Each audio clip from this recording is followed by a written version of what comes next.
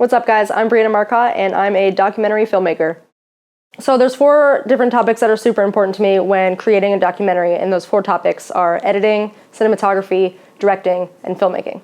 I would say the number one most important thing would be the directing and just trying to get the story in place. Directing a documentary is probably one of the more fun parts of the whole piece, and I think that's because if you have the story in your head, it's all about being able to put it all together, and you never stop directing. From the second that you have the story in your hands and it comes to you that, oh, I need to go out and shoot this and edit this and put this on screen, you have the responsibility of to always put the story first.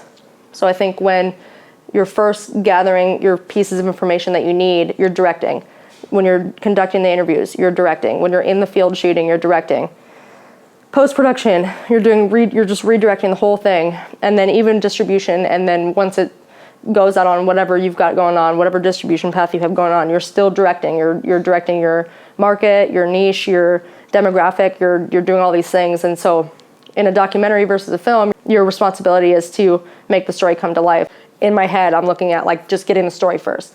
The cinematography will come because that's like while you're in it, doing it, it'll just kind of come out where you'll be like in your head, you'll just start creating shots where you're just like, oh, I gotta get that shot, oh, I gotta get that shot. And then you'll start just kind of like, you'll just start rolling with it. But I would say the very first and most important thing for documentaries especially is just pulling the story out as it's coming out and then capturing it as it goes. And then obviously once you get to post, you're basically redirecting the whole story again, but in post. So that's why I would say that directing and storytelling is number 1. Editing is number 2. Directing kind of falls all in there, but then at the very end of it, I would say cinematography is the last most important piece.